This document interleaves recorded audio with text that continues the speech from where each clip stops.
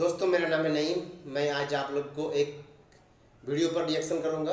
वो भी रिएक्ट किया हुआ वीडियो है। वो वीडियो है केरला रिएक्ट चैनल का निधि शर्मा का। और उस वीडियो पर रिएक्ट करते हैं और देखते हैं उस वीडियो को कैसा लगता है। बहुत ही मजा आएगा। जो भी रिएक्ट वो करती है उस वीडियो पे हम रिएक्ट करते हैं तो बहुत ही अच्छा लगता है।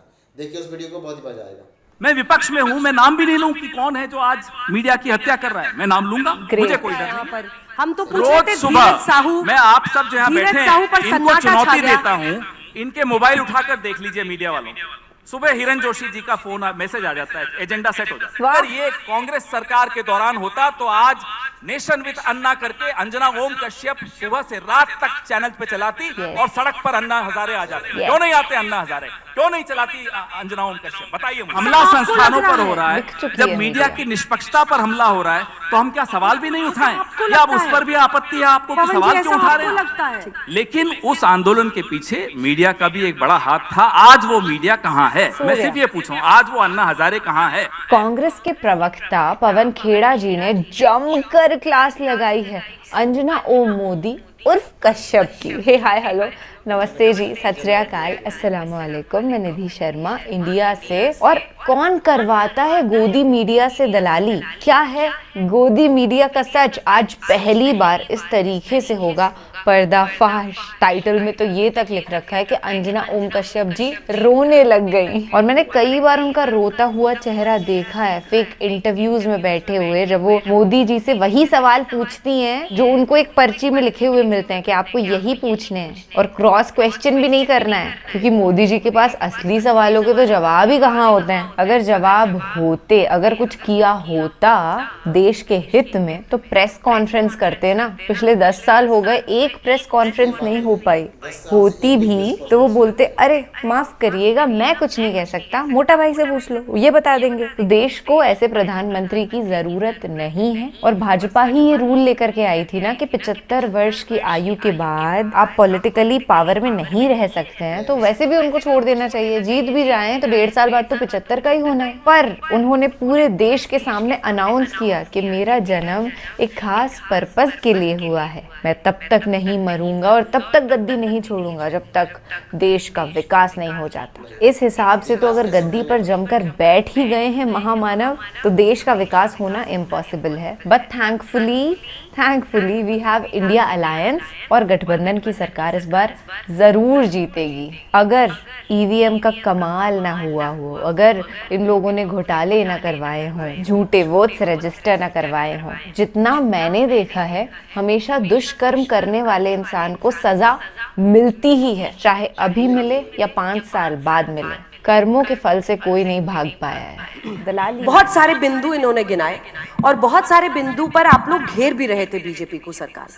लेकिन कर्नाटक में जो जीत आप लोगों को मिली और लगा कि जैसे तस्वीर बदल रही है देश की राजनीतिक हवा की, उसमें 5 राज्यों के चुनाव आते आते हिंदी हार्टलैंड से आप वाइप ऑफ हो गए, यानी हटा दिए गए। तेलंगाना, कर्नाटक, हिमाचल प्रदेश, इन 3 राज्यों में अब आपकी सरकार बची है। बीजेपी की 12 राज्यों में हो गई है।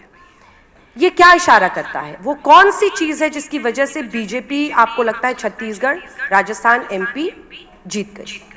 अंजना जी, ये बात सही है कि जो नतीजे थे वो हमारी आशानुसार नहीं आए।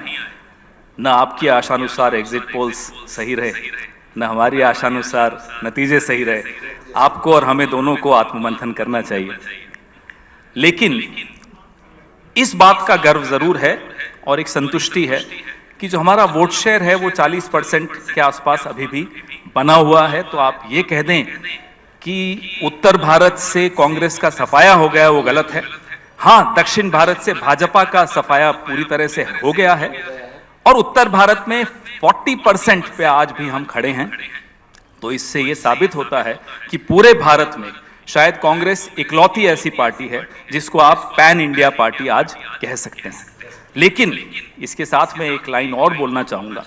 जिस तरह का मीडिया नरेंद्र मोदी जी को मिला है, बड़े किस्मत वाले हैं। बड़े कसम से कह रहा हूं, इतनी अच्छी किस्मत लेकर ये प्रधानमंत्री आए हैं। ऐसा मीडिया आप हमें 1 महीने के लिए दे दीजिए। वाह। और 7 दिन के लिए ऐसी एजेंसीज दे दीजिए, ED, CBI, income tax, CAG. 7 दिन के लिए एजेंसीज और 1 महीने के लिए आज तक। तो यही मांग रहे हैं आपसे। अच्छा, मतलब और फिर चुनाव देखिए उसके आपको बाद क्या लड़ना होता है। है, वाह, चुनाव आप हारे और सारा का सारा दोष आपको अभी भी लगता है कि चुनाव- मीडिया, एक सेकंड चुनाव- सर, एक चुनाव- सेकंड, अब सवाल नहीं पूरा होने देंगे, कि सारा का सारा दोष आप मीडिया पे मर दें, आप मर दें कि एजेंसीज की वजह से हुआ। अरे एजेंसीज की कार्रवाई तो इलेक्शन वोटिंग के जस्ट पहले छत्तीसगढ़ में हुई। पहली बात तो फिर ये भी जनता ने, कि मैं आपको दोष नहीं दे रहा, मैं तो श्रेय दे रहा हूं। नहीं नहीं, आप गलत कर रहे हैं, आप जो भी श्रेय कर रहे हैं। लीजिए, क्यों ले आपको- श्रेय? आपको लपक के श्रेय ले लेना चाहिए। नहीं, आपको लेना चाहिए कि आप राहुल ये राहुल श्रेय करते हैं, लेकिन आप- राहुल जी जिता नहीं पाते आप हैं। मोदी जी को श्रेय मत दीजिए। आप राहुल राहुल करते अरे हैं, राहुल जी मेहनत जिता आपकी नहीं और पाते हैं। फल ले रहे हैं मोदी जी, फिर वही, ये अच्छी बात थोड़ी है। हारते आप हैं और कहते किसी और ने हरा। मेहनत आप करते हैं, सत्ता में नहीं, वो आपको बैठे। ऐसा लगता है, आपको ऐसा लगता है कि मेहनत हम लोग कर रहे हैं। पूरी मेहनत वो कर रहे हैं। पार्टी करती है, आपकी मेहनत में कोई वो कमी पार्टी नहीं। करती है, नहीं, नहीं, नहीं, वो आप पार्टी ऐसी करती है बात- जो देखिए, जीतती है। देखिए, क्यों, जब आप कर्नाटक में जीते तब भी हमारी 2000 मेहनत थी। अंजना जी, मैंने 2014 मेरे सवाल का तक जवाब दीजिए ना। मैं अभी दे जब रहा आप हूं। कर्नाटक सारे में सवाल। जीते तब भी मीडिया की मेहनत थी। जो आप नहीं पूछोगे उसका भी जवाब दूंगा, रुकिए जो ना, पूछ रही हूँ रुकिए वो ना। बता नहीं, दीजिए नहीं, ना। उसका भी दूंगा और जो नहीं पूछेंगी वो भी दूंगा, रुकिए आप। पहले 2014 तक क्या होता था, पार्टियां चुनाव लड़ती थी, मीडिया निष्पक्ष एक भूमिका निभाता था। 2014 के बाद एक इकोसिस्टम चुनाव लड़ता, एक तरफ अकेली विपक्ष, दूसरी तरफ media, agencies, social media, political party. अब आप देखिए कितनी लेवल प्लेइंग फील्ड है क्या ये। तो ये कह देना, तो मैं तो आपको सिर्फ श्रेय दे रहा हूं, आप इसमें श्रेय लीजिए, कोई गलत बात नहीं है इसमें श्रेय धूल देने। चेहरे पर थी, आईना पोंछता रहा, यही साहब, आपकी बीमारी है। अरे साहब, यही आपकी बीमारी है, धूल चेहरे पे थी, आईना ये पोंछता रहा। शेरो शायरी का जवाब तो मेरे साथी देंगे, बड़ा नहीं, वो अच्छा भी देंगे, बखूबी उनसे भी भिड़ेंगे, लेकिन उनसे भी भिड़ेंगे। कांग्रेस- क्योंकि आप तो सिर पे आज बांध के आए हैं कि क्या बोलना आप है। कह लेकिन देती हैं- क्या आप इस मंच पे मुझे बताएंगे कि तीनों राज्यों में कांग्रेस की हार का जिम्मेदार कौन था? देखते हैं आज पवन खेड़ा कितनी ताकत और हिम्मत दिखाते हैं। देखिए साहब, बहुत स्पष्ट है, जिस एजेंडा को लेकर हम लोगों के बीच में उतरते हैं, हो सकता है वो एजेंडा हम लोगों तक नहीं पहुंचा पाते, और पहुंचा क्यों नहीं पाते, फिर से मैं कहूंगा मीडिया, तो आप कहेंगे फिर हमारा नाम ले लिया। विपक्ष और मीडिया का चोली दामन का साथ है। आज का विपक्ष अनाथ है, ये आप मानिए। इसलिए तभी कहता हमने हूं, तीन हार कांग्रेस के किसकी नेताओं है? को मंच पर बिठा रुक रखा है। रुक जाइए, तीन कांग्रेस रुक जाइए, पार्टी के रुक नेताओं को जाइए, हमने मंच पर रुक बिठा जाइए, रखा है। रुक जाइए, आप तो 6 और ले आइए बीजेपी के, उनको भी हम झेल लेंगे, आप चिंता मत करिए, आप सुन लीजिए पहले सुन लीजिए। कांग्रेस हारी, आप ये बात कर रही है, अरे लोकतंत्र हार रहा है, उसकी चिंता आपको क्यों नहीं है? सही बात है। ये जो चुनाव के नतीजे आते हैं, इसमें तो चलिए एक पार्टी हारती है, एक जीत जाती है, आपका एग्जिट पोल हार जाता है, आप जीत जाते हैं, चलता है ये सब। लेकिन जो बड़ी हार हो रही है वो लोकतंत्र की हो रही है, उस पर आपका ध्यान क्यों नहीं है? कैसे चुनाव आयोग बनेगा, आपने देखा कल पार्लियामेंट में? क्या इस तरीके से चुनाव आयुक्त बनाए जाएंगे? अगर ये कांग्रेस सरकार के दौरान होता तो आज नेशन विद अन्ना करके अंजना ओम कश्यप सुबह से रात तक चैनल पे चलाती और सड़क पर अन्ना हजारे आ जाते। क्यों नहीं आते अन्ना हजारे? क्यों नहीं चलाती अंजना ओम कश्यप? बताइए मुझे जरा। ये स्थिति है आज इस देश की, इससे आप कब तक बच सकते हैं? अकेला अनाथ विपक्ष लड़ रहा है और हमें गर्व है कि हम लड़ रहे हैं और लड़ते रहेंगे, मरने के दम तक लड़ते रहेंगे। अरे सर, हारे या जीते लड़ेंगे। नाखून कटा के शहीद मत बनिए बेवजह की। कर्नाटक आप जीतते हैं, कर्नाटक जीतते हैं तो हम लोग आप ही का अरे, गुणगान गाते हैं। जरा सा और नाखून कहते हैं आप कि भी कटा कांग्रेस- लीजिए ना, अरे सर, जरा सा नाखून आप भी कटा लीजिए, देखिए कांग्रेस- लोकतंत्र में रक्त कैसे बहेगा। अरे सर, लोकतंत्र लोकतंत्र में की- की हत्या हो रही है और आपको यहाँ ये मजाक सूझ रहा है? नहीं नहीं, आप मजाक कर रहे हैं क्योंकि नहीं, आप नहीं, सारा हम का मजाक सारा नहीं कर रहे अंजना जी, सारा हम तो onus कह रहे किसी और पे डाल हैं रहे थोड़ा हैं। नाखून आप भी कटा लीजिए। दो फिर स्पीकर देखिए और क्या हैं, होगा। इनको भी थोड़ा मौका दे दीजिए पवन जी। आज तो पवन जी आवेश में, और अच्छी बात है लोकतंत्र में जब विपक्ष की ताकत हम लोग देखते हैं आवाज में। 3 नेताओं को हमने इसीलिए मंच दिया है क्योंकि आप लोग ये चाहते थे कि आपस में ही आप लोग आए और बात करें। लेकिन कर्नाटक आप जीतते हैं तब लोकतंत्र की हार नहीं होती है, आप हिमाचल जीतते हैं तो लोकतंत्र की हार नहीं होती है, वहां आपको ईवीएम नहीं जिताता है। लेकिन अन्य राज्यों में जरा कन्हैया जी नहीं, आपने ऐसी अरे टिप्पणी कन्हैया जी की, की आपने सारी ऐसी टिप्पणी की, जब हम कर्नाटक जीतते हैं, भाजपा कर्नाटक हारती है, तो किसकी हार होती है? नहीं साहब, तब मोदी जी की हार नहीं होती। तब अंजना जी के मुंह पर ऐसे शिकन्ने आ जाती है जब उनको कहते हैं मोदी जी हार गए। नहीं साहब, मोदी जी नहीं हारे, पवन जी, कर्नाटक के मुख्यमंत्री हारे हैं। पवन जी एक सेकंड नहीं नहीं नहीं एक सेकंड अब आपको सुनना होगा क्योंकि आप ये स्टेज आप हाईजैक नहीं कर सकते। आई एम सॉरी, नहीं आप हाईजैक कर रहे हैं, आप हाईजैक कर रहे हैं क्योंकि वहां पर मुख्यमंत्री के चेहरे पर बीजेपी चुनाव लड़ी थी। शाम को कहते हैं कि मुख्यमंत्री के चेहरे पर चुनाव लड़ी, हार जाती है कन्हैया जी माइक उठा लोकसभा में कोई असर नहीं पड़ेगा। जब असली रिजल्ट आता है तो कहते हैं साहब आज अच्छा हुआ, लगता है पवन जी को बाकी चैनलों पे मौका मिल नहीं रहा है, ओह तभी माइक नहीं छोड़ रहे हैं यहाँ पे, अच्छी बात है। लेकिन पवन जी अपनी आवाज इतनी मजबूत करिए कि जनता आपकी बातों को समझे, उसके बाद स्वीकारे भी। खाली यहाँ पर आकर सोच रहे हैं कि 4-5 बैट बॉल खेल लूंगा, अगर मीडिया हस्तक्षेप बंद कर दे तो जनता हमारी बात सुनने को तैयार है। नहीं करता है, आप नहीं सुनने दे रहे। साक्षी है कि 3 यहाँ पर कांग्रेस के नेता बैठे हैं, प्रमोद तिवारी जी और कन्हैया जी को आप बोलने नहीं दे रहे हैं। हम इंतजार करते, ले आइए 6 भाजपा वालों को। चलिए बंदी के बाद कौन सा कोऑपरेटिव बैंक था अहमदाबाद का जिसमें सबसे ज्यादा नोट बदले गए? किसका था वो? कौन उसका डायरेक्टर था? मैं नाम लूंगा तो शायद आपको एडवर्टाइजमेंट्स मिलनी बंद हो जाएंगी।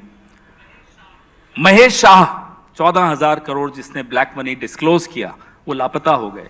वो कौन थे? किसके नजदीक थे? प्रधानमंत्री को आजकल उन्होंने शायद कोई नया आदमी रखा है जो ट्विटर देखता है उनका, उसके साथ थोड़ी बैठक करनी चाहिए उनको शायद पता ही नहीं वो क्या ट्वीट कर रहे हैं। आप बार बार कह रही हैं कि साहब चुनाव हार गए, आप जनता तक मैसेज नहीं ले जा पा रहे। मैं आपसे एक सवाल पूछता हूं अंजना जी, सवाल तो वैसे आप पूछती हैं लेकिन मैं भी एक पूछूंगा आपसे। आज से 2 महीने पहले आपने कितने कार्यक्रम किए? महिला आरक्षण, प्रधानमंत्री तो सबसे महान मसीहा हैं महिलाओं के, 3 राज्यों में मुख्यमंत्री बने। अरे अपनी पार्टी में कोई महिला नहीं मिली होंगी, अंजना जी को ही बना देते। वसुंधरा राजे का में क्या कमी थी? उन्हें नहीं बनाएंगे। कांग्रेस पार्टी ने तो 3 राज्यों में महिला मुख्यमंत्री दिए हैं। नहीं हमारी तो अभी जीते ही नहीं, आप ही कह रहे हैं। आप कोई नहीं, सुप्रिया श्रीनेत को बना देते आप। नहीं हमारी तो इतनी महिलाएं कैसे बनाते बताइए? हार रहे फिर भी बना लेते। अभी नहीं हुआ, वो वक्त आएगा। अगर मोदी जी ऐसे ही चलते रहे तो वो वक्त भी आएगा कि भाजपा हार जाए फिर भी मुख्यमंत्री बना देगी। अभी वो वक्त नहीं आया। ये वाली कॉमेडी सही बैठी नहीं। मुझे एक बात बताइए, मुझे एक बात बताइए, शीला दीक्षित यहां 3 टर्म्स थी मुख्यमंत्री, पहली प्रधानमंत्री इस देश की महिला किसने दी? मोदी जी कम से कम महिला आरक्षण का इतना बड़ा झुंझुना आप सबके हाथ में पकड़ाकर, अब मौका आया था तो वसुंधरा जी को घर पे बैठा दिया। आप लोग भी कमाल के हैं। एग्जिट पोल के दिन तो नड्डा जी का चेहरा दिखा रहे थे जब बीजेपी हार रही है, जब सही नतीजे आने लगे तो मोदी जी का चेहरा फिर से सामने आ गया। अरे साहब आप लोग भी तो इस नशे से बाहर आइए, फिर देखिए देश कैसे रिस्पॉन्ड करता है हमारे में। मैं बार बार ये दोहराता हूं, हम आपके बगैर अधूरे हैं, मोदी जी भी आपके बगैर अधूरे हैं, ये मैं मानता हूं। नशे में आप हैं सर। हम क्या नशे में? हमारा तो नशा आप लोग सब रोज उतारते हो। आप संस्थानों पर उंगली उठाते रहेंगे। सब संस्थानों पर ही हमला हो रहा है अंजना जी। जब हमला संस्थानों पर हो रहा है, जब मीडिया की निष्पक्षता पर हमला हो रहा है, तो हम क्या सवाल भी नहीं उठाएं? या अब उस पर भी आपत्ति है आपको कि सवाल क्यों उठा रहे हैं? लगता है ऐसा आपको लगता है? आप अभी पूछ लीजिए लोगों को लगता है इस भ्रम में है या नहीं है? इस भ्रम में जीते हुए आपके लिए मुश्किलें और बढ़ेंगी। मुझे तो लगता है कि आपके नेताओं में काबिलियत है कि वो आपके लिए चुनाव जीत सकते हैं। क्यों नहीं जीत पा रहे हैं ये बताना आपका काम है, लेकिन आप नेताओं पर मंथन करने को तैयार नहीं है, स्ट्रैटेजी पर मंथन करने को तैयार नहीं है। हम सही नहीं अपना जितना मंथन करना है जरूर करेंगे अंजना जी। सिर्फ एक आग्रह हमने कर्नाटक पे बोला, एक आग्रह, भ्रष्टाचार का नाम टिक गया। जब मेरी बारी आती है अंजना जी को मेरी आवाज इतनी नापसंद है कि खुद ही बोलती चली। नहीं, क्योंकि आप अंजना अंजना कर रहे हैं, आप ऑब्सेस्ड हो रहे हैं मुझसे। आप एंकर हैं, आप अंजना से इतने ऑब्सेस्ड हैं। चलिए फिर मैं क्या बोलूं? अरुण पुरी जी का नाम लूं, राज चंगप्पा जी का नाम लूं, राहुल कंवल जी का नाम लूं, किसका नाम लूं? बताओ, मैं सबका नाम ले लेता। नहीं, आपको नाम लेने की जरूरत नहीं है, आप कांग्रेस के बिहाफ पे आए, आप जवाब दीजिए। चलिए नाम नहीं लेते। मैडम तो कह सकते हैं। मैडम, मीडिया भी थोड़ा आत्ममंथन कर ले तो क्या बुराई है? देश के लिए अच्छा होगा, कर लीजिए ना आत्ममंथन। हमारा भी आग्रह मान लीजिए। हम तो जितनी बार आप कहते हैं आत्ममंथन करिए, हम करते हैं। आपकी हर सलाह मानते हैं हम। चुनाव हारते हैं तब भी मानते हैं, चुनाव जीतते हैं तब भी मानते हैं। हम तो मीडिया को सम्मान करते हैं। जब हम सरकार में थे, प्रमोद तिवारी जी तब भी सत्ता में थे, पूछिए इनसे। कन्हैया कुमार जी तो तब भी जूझ रहे थे सरकार के खिलाफ। जब हम सरकार में थे, आप लोग रोज कार्यक्रम करते थे, जहाज कह दिया था, रोज कार्यक्रम करते थे आप हमारे खिलाफ। हमने तो कभी नहीं फोन करके बोला साहब आपके बॉसेस को कि नहीं अंजना जी को हटा दीजिए, उनको कम कर दीजिए। हिरेन जोशी हमारे यहाँ तो कोई था ही नहीं। बस फिर शुरू हो गया। क्यों नहीं शुरू होंगे? आपको क्या आपत्ति? मैं हिरेन जोशी का नाम ले रहा हूं ना, आप मत लीजिए, मैं तो लूंगा। मैं विपक्ष में हूं, मैं नाम भी नहीं लूं कि कौन है जो आज मीडिया की हत्या कर रहा है। मैं नाम लूंगा, मुझे कोई डर नहीं है। रोक लेंगे एक बार और, हवाई जहाज से उतार लेंगे, मुझे उतार लें। जब मुझे डर नहीं है तो आपको सुनने में क्यों डर लगता है? मुझे कोई बोलने नहीं में डर रहा है यहाँ पर। हम तो पूछ रहे थे धीरज साहू, मैं आप सब जो यहाँ बैठे हैं इनको सन्नाटा छा चुनौती गया। देता हूं, इनके मोबाइल उठाकर देख लीजिए मीडिया वालों के। सुबह हिरेन जोशी जी का फोन मैसेज आ जाता है, एजेंडा सेट हो जाता है। बस शुरू हो। चुनौती है ये मेरी। मैंने देखे हैं वो मैसेजेस, ऐसे नहीं बोल रहा हूं मैं, जिम्मेदारी से बोल रहा हूं। 15 साल में सरकार इनसे में बहादुर तो प्रमोद जी आप निकले। आपने धीरज साहू पे जवाब दिया। धीरज साहू पे भी जवाब दूंगा। वो तो थोड़ी बहादुरी आप दिखाइए कि जब मैं आईना दिखा रहा हूं तो आईना देखिए, आप भी बहादुरी दिखाइए। मैं आईना दिखाने ही आया हूं यहाँ, मैं आया हूं तो दिखाऊंगा। अब आइए धीरज साहू पर। मैंने उसका सबसे पहले जवाब आपको दिया। महेश शाह, एक और शाह का भी नाम लेते लेते रह गया, अमित शाह। किसका बैंक है वो जिसमें सबसे ज्यादा नोटबंदी में नोट बदले गए? मैं तो 2 शाह का नाम ले लिया। आप सुनने की हिम्मत है आपकी? दोनों शाहों का नाम धीरज साहू बोल रहे हैं। धीरज साहू का तो हमारे प्रमोद जी ने भी जवाब दे दिया, मैंने शुरू में ही जवाब दे दिया। अरे जिनका पैसा है उनसे पूछे ना, हमसे क्यों पूछ रहे हैं आप? वो तो ठीक है, लेकिन ये नोटबंदी का सवाल आपने क्यों नहीं पूछा उस कोऑपरेटिव बैंक से? हम तो ये पूछ रहे हैं। कहां है महेश शाह? पूछिए ना, जवाब दिलवाइए ना हमें। सवाल परसेप्शन का है, इसके बावजूद मोदी क्यों जीत रहे हैं? आप परसेप्शन की बात कर रहे हो, मैं तथ्य दे रहा हूं आपको। It's facts versus perception, I am giving you facts. Why are you scared of facing these facts? किसी ने ऑडियंस से कहा भूख हड़ताल पे तो बैठो आप लोग। कब बैठे थे क्या मोदी जी भूख हड़ताल पे प्रधानमंत्री बनने से पहले? अब मीडिया को कहिए अन्ना हजारे ढूंढे एक और, जैसे इन्होंने पहले ढूंढा था आरएसएस के साथ। हमने ढूंढा था भाई, हम तो जैसे मोदी जी आए, अन्ना हजारे बैठे, वहां अरविंद जी बन गए, यहां मोदी जी बन गए।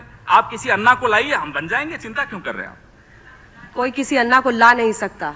नहीं, हमें सब मालूम है। अन्ना पैदा होते हैं और अन्ना के तरह लोग अन्ना पैदा आंदोलन में होते हैं और जब फिर लोग सो जुड़ते जाते हैं। हैं। पवन जी, आंदोलन को आप बिलिटल मत कीजिए, क्योंकि उस आंदोलन में क्या जो भी है, नहीं, मैं नहीं बिलिटल करूंगा। उस आंदोलन से कईयों की दुकान चली, हाँ, मीडिया में भी कईयों की दुकान चली, ये भी सही है, पॉलिटिक्स में भी कईयों की दुकान चली, इसलिए मैं उसको बिलिटल नहीं कर रहा हूं। लोकतंत्र की ताकत आंदोलन होते हैं, लेकिन उस आंदोलन के पीछे मीडिया का भी एक बड़ा हाथ था। आज वो मीडिया कहां है? मैं सिर्फ ये पूछ रहा हूं, आज वो अन्ना हजारे कहां है? मतलब आप सिर्फ ये पूछ रहा हूं। आप चाहते हैं कि मीडिया आपको जिता दे? नहीं, मीडिया तो न जिताता है न हराता है, आप ही कह रही हैं। तो आप बात परसेप्शन। वीडियो अच्छी लगी हो तो इसको लाइक करें। पवन खेड़ा ने सारी हकीकत बता दी कि गोदी मीडिया कैसे दलाली करती है, किसके कहने पर करती है। आपको गोदी मीडिया का पर्दाफाश समझ में आ गया होगा।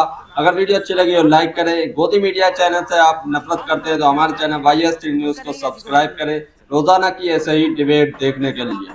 जब मैं ज्यादा बोल देता हूं कहते हैं नहीं, आप आज एकदम फॉर्म में, आप ऐसे ही डटे रहिए, बल्ला उठा के आप डटे रहिए। बस ये जरूर कीजिए कि कभी कभी जब बंद कमरों में बैठे तो अपने नेताओं को भी आईना दिखाते रहिए। सब जगह सब आईना एक दूसरे को दिखाते रहे। 10 साल पहले अंजना ओम कश्यप जी के चेहरे पे क्या चमक थी, क्या रौनक थी, पर ये दलाली का पैसा खा खा के उनका जो ग्लो है फेस का वो गायब हो गया है। बड़ी बुझी हुई सी लगती है अब ये, क्योंकि कर्म अच्छे नहीं कर रही ना। एक इंसान कभी भी अपनी शक्ल से सुंदर नहीं हो सकता, हार्ट ब्यूटीफुल होना चाहिए, दिल में सच्चाई होनी चाहिए, ईमान होना चाहिए, तभी जाकर के आप एक अच्छे इंसान बनेंगे और देश के लिए कुछ भला कर पाएंगे। चाहे अंजना ओम कश्यप हो या रूबिका लियाकत हो या गुल्लू हो या तिहाड़ी हो, बड़ा सज धज के ऐसे तैयार होकर के ये लोग आते हैं। किस लिए?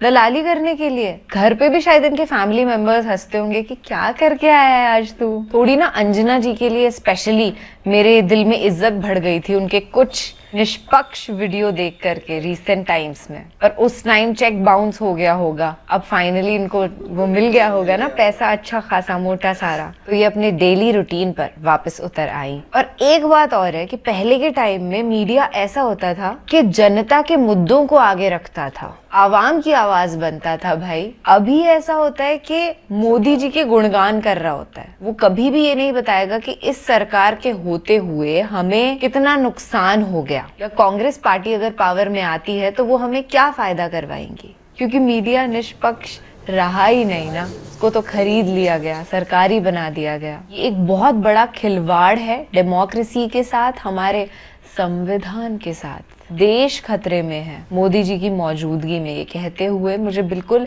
शंका नहीं होती, क्योंकि ये सच है। सतर्क हमें रहना होगा। आप अपना और अपने सभी घर वालों का ख्याल रखिएगा and please tell me in the comment section कि आप कौन सी पार्टी को सपोर्ट कर रहे हैं। हम फिलहाल इंडिया अलायंस के साथ खड़े हुए हैं और हमें मालूम है कि वीडियो को यहाँ तक देखने वाले आप भी नरेंद्र मोदी को बिल्कुल सपोर्ट नहीं करते होंगे। राम राम, दुआ सलाम,